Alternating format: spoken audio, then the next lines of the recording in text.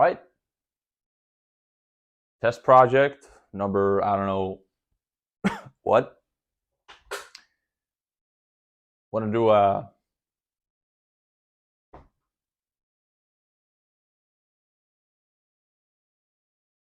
so like Star Wars. That's uh that's no secret. But I like bowling as well, so I'm here. Want to start up my. Well, I wanted to start up my podcast again, so I'm here. I got this set up. You don't even want to see what my camera's on. That's can't can't find my tripod, but that's a mission for another day. You see, doing a podcast is really not as easy as people think because you got to get used to talking to yourself or talking to a camera, talking to a guest.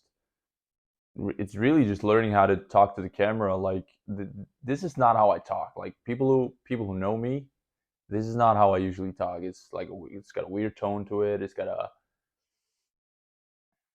I don't know. It's just it's like this. I know that I'm talking to a camera, and I know that I'm talking to myself, and I know that I have to keep the conversation up or the dialogue or whatever you want to call it, and I'm not gonna get any response, so I have to like keep talking, but and at the same time, I'm learning how to just talk, and I get these pauses, and I get this and that, and it's just it's a learning curve, but that's a word I'm gonna probably use a lot. Um, but So I did this podcast before, and I have a pod, I have a couple of episodes with a couple of guests, including Chris Sloan, Verity Crawley, Haftar Haraldsson, and Kim Bollaby. I think I had one episode where I just talked like this about my career so far. If you haven't checked that out, definitely go check it out. It's on Spotify. It's not on YouTube. I'm doing this.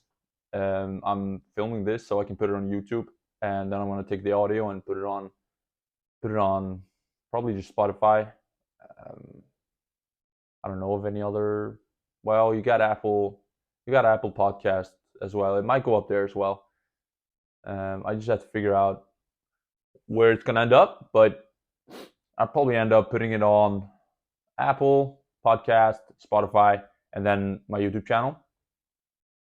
So what I really wanted to talk about was I just really wanted to talk about like what's going on today in the world of bowling, and of course, the most obvious one, the elephant in the room, is the Purple Hammer and how it's dominating at least the European tour and all bowling in Europe. I guess it's not as dominant in the US. Still, it's causing enough havoc to for the USBC to come up with rules that are excluding all urethane balls. Those of you who are listening, you've probably heard of it. Those of you who haven't heard of it, they're increasing the hardness.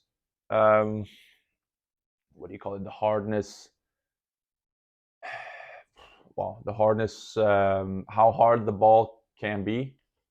So I think it was like I don't really know the numbers. I just read the article, and it the rule was 74 pH something to, and now they increased it to 78 pH something, or PSH, or the hardness level of the ball.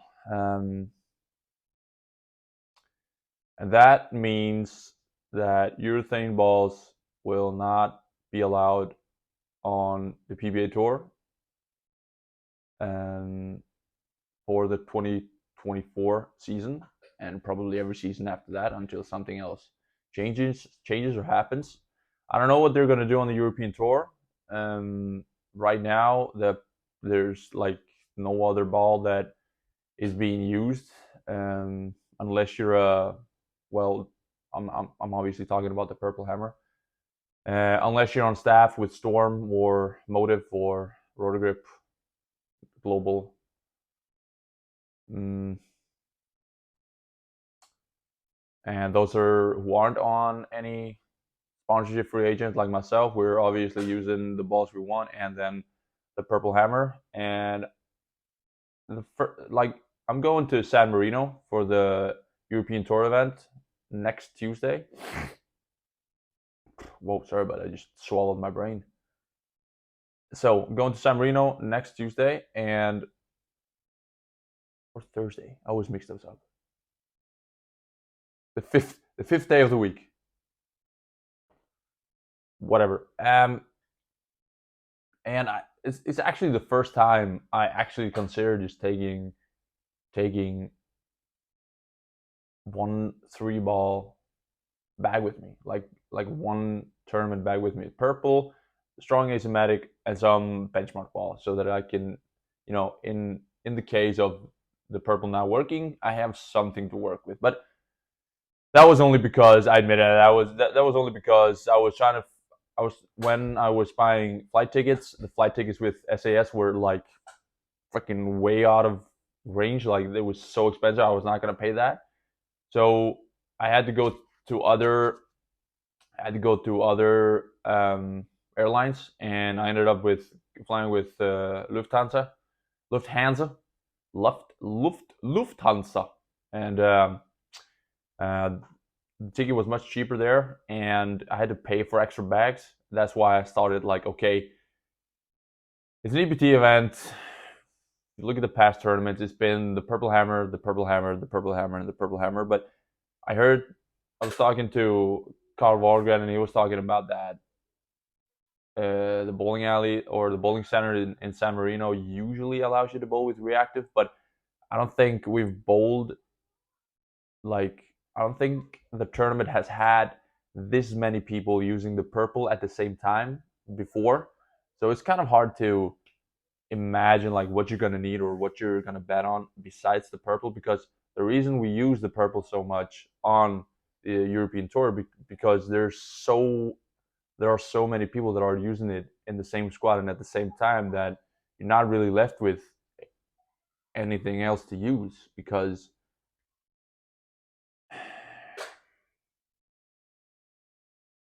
you can't go you can't go pitch black. Of course it works if you're good with it, fine. It's there's you shouldn't be having you shouldn't have any problem using it. But well, swallow my brain again. But if you're gonna go with reactive with, I don't know, 60% of the field throwing urethane or the purple hammer, you're either gonna have to be really good at slow hooking it around everything, or you're gonna have to go way right and stay outside of it and try to, conjure up some witchcraft and make that work. But in any other case, you got a purple in your bag, and I don't even know what the question was in the beginning. Probably why we were using the purple hammer so much. But in any case, I bought an extra bag because I didn't want to be the one guy that had like betted all on the purple hammer like we usually do. But at least we have 5 other balls in any case, because if the purple is not in play, it's a spare ball, at least for me. So you have 5 other balls to play around with. So I'm taking 6 balls as usual to that tournament. Haven't decided on the balls yet. I have a few I need to practice a little bit more with to see what I'm gonna take with me. The purple, of course, it's gonna be in the bag. I'm actually thinking about taking 2, but well, I'm kind of 50-50 on that one, because those those tournaments where I've decided to take 2 purples, I only kind of end up using one. But that's kind of because I can't really see the difference between the two. I have a old one not the old one, but the first one that was made in Mexico after Brunswick bought Hammer. I have that one, and then I have the new one with the purple pin. And myself, in my opinion, I can't really see any difference in the two versions. So, but of course, if you take two, you can have fresh covers on the one, and when you feel like the one that you start with is starting to not be enough, you can pick up another one, and if if having more cover is the solution you think that's going to work, then of course that's going to be a thing. But I rarely feel that way. It's just if I like it's been working really well for me in the past like half a year or the past months to just slow down with it, because it seems like Purple Hammer can solve like everything. That's actually what I it irritates me, but at the same time it bails you out like every fucking tournament. It bails you out every tournament. If you figure out how to use it for that tournament, like it seems like it works on. I want to see. I want to say 85% of all patterns. Like, and that's being like I wanted to say 90, but I just wanted it not to sound like too crazy, and I went with 85. I could have said 90 or 95. Like it's actually ridiculous how this ball like it rolls so good on so many patterns. It's actually ridiculous. So, and I also wanted to go into the subject of what I think of the ball. Like, there's a lot of negative comments and a lot of irritation and frustration and like those kind of feelings going around out right now. Um, of course, it's coming from a lot of the guys who are not sponsored by Hammer or are sponsored by or on staff with some other company, and they can't use the Purple Hammer, and I completely understand them. Um, because it doesn't let them reach the full capability of their with their reactive balls or their other urethane balls. So I understand the frustration completely. My I have some frustration to the ball because I miss bowling a tournament and solving a problem with the balls that I chose to take with me. Um, then you can think, okay, you chose to take the purple and you're solving it with the purple, but that's not the same thing. You picking up your purple in a tournament, you're kind of just doing the same thing all like over and over and over again. Like you take the purple, um, it's most of the time it's somewhere the play is somewhere between the second and third arrow over the second arrow. That's kind of far out for my like second arrow with the purple. That's I rarely like see it. I've seen Osku just throwing it straight down the first arrow, like all the way out to the gutter. But Osku is Osku, and he's pretty good at that. So, but for me, I usually see like if you take Ponus, he's usually on the third arrow, like straight off the warm up, because he likes to go left and just roll it. Um, for me, I usually try to throw it over the second arrow, like after warm up, and as I was saying, like that's the zone, that's the area for the purple hammer where it, like more often than not works like right off the bat, like right after warm up.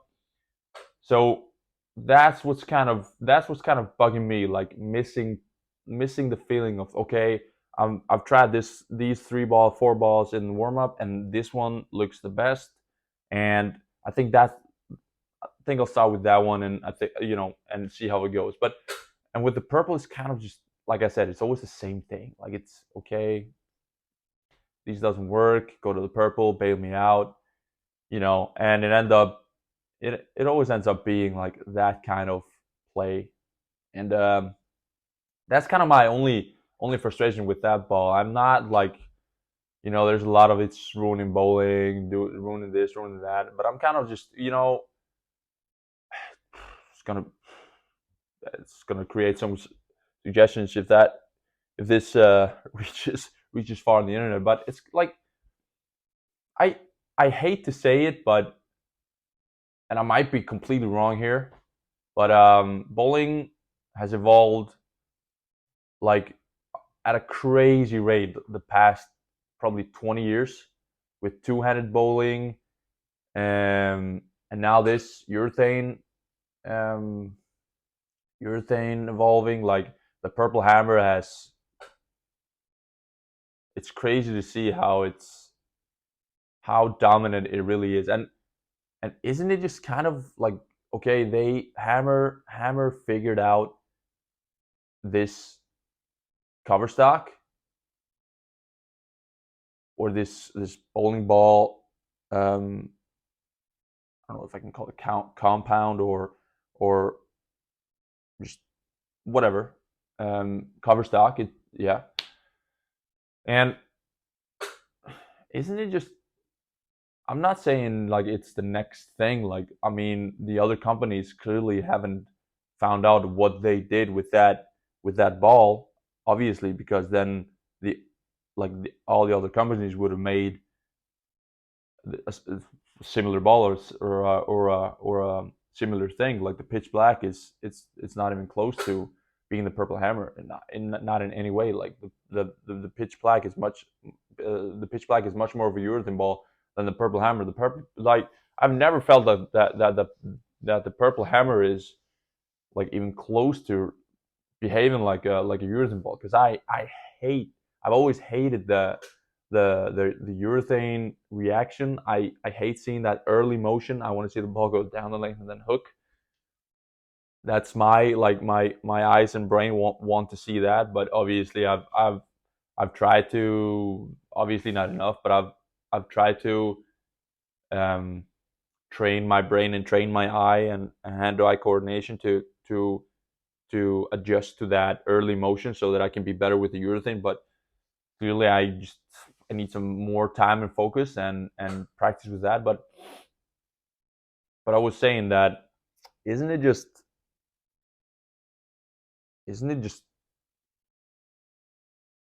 the next thing? Like, and the next thing is, I'm not saying the next thing is is gonna be like, how do I say it? Like I said, I don't think that this is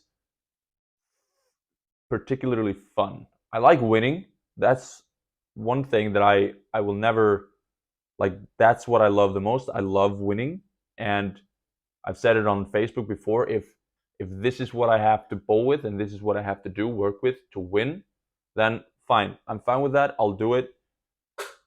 But I can admit that it gets kind of boring. Like, you're doing this, and it's not like, because bowling is a lot of skill. It's a lot of practice. It's a lot of repeating shots, and the purple hammer takes away a lot of that. So I understand the guys that are um, talking about that on Facebook and on the internet, and but I'm like 50-50 there. So I'm also like, okay, if this is the thing that is working right now, then you know maybe that's just what we should be doing. Hard for the guys that can't use the purple hammer. I understand. I don't have the answer for you guys. I'm sorry, but for us, we can use it. For every bowler that can and is allowed to bowl with the purple hammer, as long as it works, you should probably be using it, because that is definitely the ball that is dominating. And like I said, it figures out the lanes in 85% of like all freaking tournaments, at least here in Europe. Then we have another, like, I've talked to some of the guys that are on tour in the US, the PBA tour, and they say like, okay, yeah, the guys use the purple hammer for like 1 or 2 games. Um, Obviously not in all the tournaments, But in most of the tournaments, they use it for like 1 or 2 games. Then you have to change out of it, and they migrate left, and that's that. So it's not as much of a problem or much of a like dominant thing in in the US as it is in Europe. So yeah, so it's hard to say, man. Like you hear, I've I'm kind of on a crossroad with the ball. Like I'll use it as long as I can use it, but um I'm still like it would be fun to be able to throw like a strong ball in the beginning, reactive ball, and migrate left, go to something smoother, and then finish off the block with some shiny and hook in the whole lane, and how we used to do it either way. But you know, in some cases we we were hooking the ball the whole lane during the European Men Championships in France um, a month ago, or 3 weeks ago, maybe a month ago. So after that tournament and what people were doing with the purple, like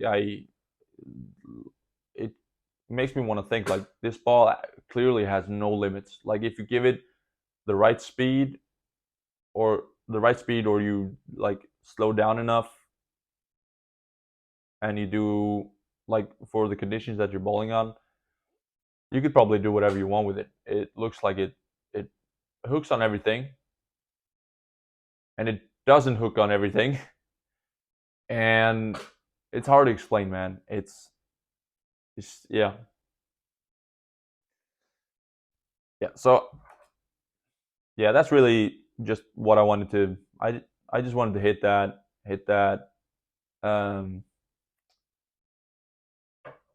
hit that what do you call it, that subject on the purple hammer, just where it's at right now in the world, and just I want to say the reality of it, but I know I'm missing a lot of facts. Like I'm not familiar enough with how hard it is. um I know that it has been too soft at a certain time, um at a certain time in the ball's history, but I don't know. I heard somewhere. I don't have the source, but I heard somewhere that the purple pin was harder. I don't know if that's true. I haven't measured it myself, but I just heard it somewhere. So that's um, for you who's listening, and you know this stuff. Like comment down below and tell me how hard the purple pin is, and you can tell me the numbers down there. That would be great. Then I would get more educated on that subject. For those of you who are listening on Spotify, I don't know if you can comment on Spotify. I guess not, but check it out on YouTube. Comment down below there on that subject. But yeah, it's starting again with this podcast, man. It's been I've been talking to a few guys. I kind of don't want to do it alone, because it's much more fun. Like it's much more fun if you have somebody to share opinions with and talking to at the same time, and that's kind of what I want to do. Obviously over the internet, but I just kind of didn't want to sit on this idea anymore. So I just started the camera, fixed a little corner in my apartment. Hope you like it. I obviously like Star Wars. I was actually just watching it before. Um, so I wasn't gonna keep this too long, but yeah. So this is gonna be. I'm not gonna have any like every Monday I'm coming out with a new podcast. Nah, it's just gonna be pretty laid back. Um, New episode when it comes out. I'm gonna try to find some partner who wants to team up with me.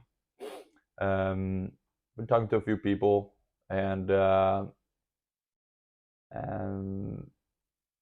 really want to do this podcast thing because I think it's important to get bowling out there and just talking about, and it's not gonna just only be bowling. I kind of just want to get whoever on here and talk about anything and talk about bowling, talk about sports, talk about whatever, man. It should just be like laid back. It can be about anything. Um, you listeners, you can give me tips for guests and subjects and whatever you want to talk about. Right now, I obviously the Purple Hammer thing is on top of everybody's minds, I guess, when it comes to bowling here in Europe, I guess. Um, so yeah, that's it, man. I hope you guys like this discussion. I'm gonna try to get someone on here to talk with me for the next time. But for now, thank you for listening. Thank you for watching, and see you guys in the next one. See you guys.